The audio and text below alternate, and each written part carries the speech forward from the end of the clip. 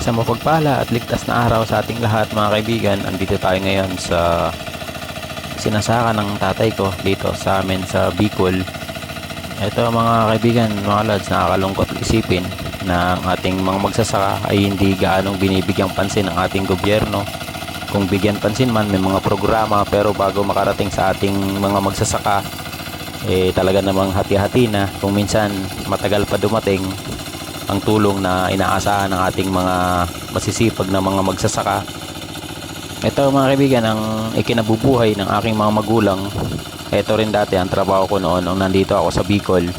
Talagang nagsasaka kaming magkakapatid. Siya nga pala mga lods, 8 kaming magkakapatid. Ito ang ikinabubuhay lang namin, ang pagsasaka. Lahat yan kami gumagawa noon. Ako ang panganay, kaya ako yung pinakamasipag.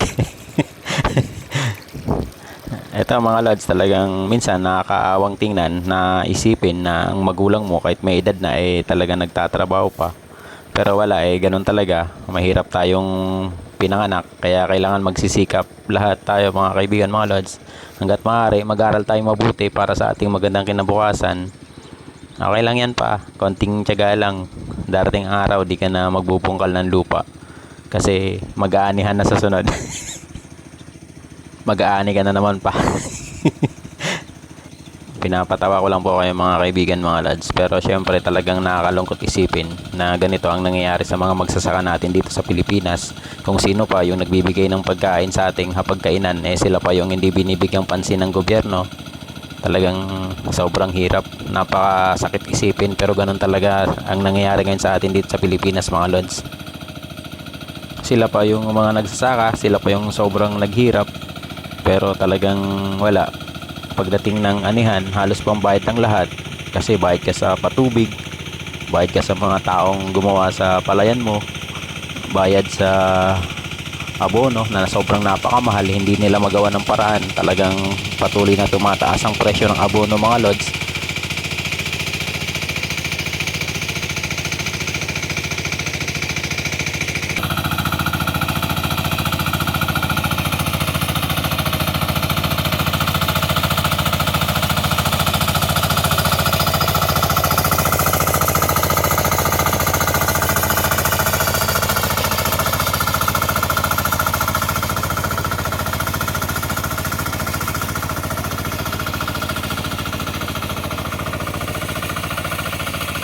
Yung ibang magsasaka, kahit na mahirap, ito pa rin yung ginagawa nila mga kaibigan, yung kalabaw pa rin yung ginagamit para mas makatipid. Kasi pag kuliglig o kaya yung landmaster na yan mga kaibigan, mga lods, mahal din. Tapos magpapakain ka pa. Ito kahit na medyo matagal, ganito pa rin yung ginagamit, yung traditional na pagsasaka, yung may kalabaw na ginagamit tsaka araro. Pero talagang wala, mahirap ang buhay, kaya ganun ang ginagawa nila mga lods, mga kaibigan. Ang isa pang nagpapahirap sa mga magsasaka ay yung mga bumibili ng palay ng mga mayayaman na negosyante. Talaga naman na binabarat nila yung presyo.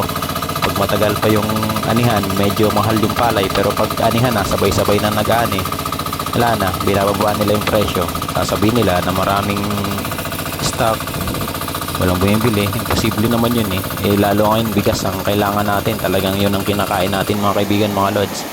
Talagang wala, nakakaawang buhay ng magsasaka natin dito sa Pilipinas, kaya wala tayong magawa.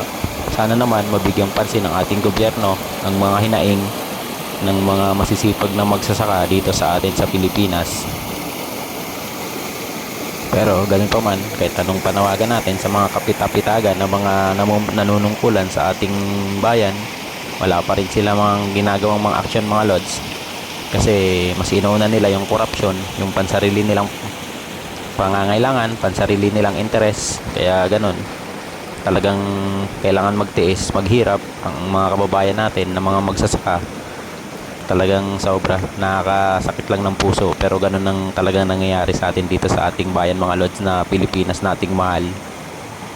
Kaya mga kaibigan, mga lods, mga lodi ko, pilitin pa rin nating mabuhay ng simple, mamuhay ng tahimik, mamuhay ng talagang naayon sa ating Panginoong Diyos.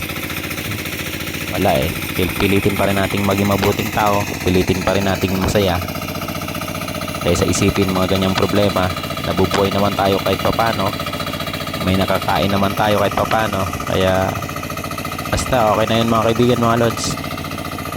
Noon dati mga kaibigan, pagkagaling ko sa school, maliit pa ako noon, elementary, diretso na ako sa palayan, magdadala ako ng pagkain sa tatay ko. Doon na kami matutulog, doon na rin ako nag-aaral ng mga assignment ko. Talagang pagka walang pasok, dito kami naglilinis ng palayan, nagbubungkal ng lupa. Tapos minsan aabutin ka pa ng ulan. Nakakatakot lang yung kulog, kidlat, kasi napakalawak, talagang hindi mo alam kung saan tatama. Minsan dumadapa na lang kami sa mga putik, sa may mga palayan. Doon na kami nakadapa kasi nakakatakot yung sobrang kulog, kidlat. Ang kulay ng kuko mo sa paa ay kulay yellow na sa tagal nakababad sa putik. Okay, yan lang po mga kaibigan, mga lods. Maraming salamat po sa panonood. God bless po sa ating lahat. Ingat po kayo. Salamat po muli.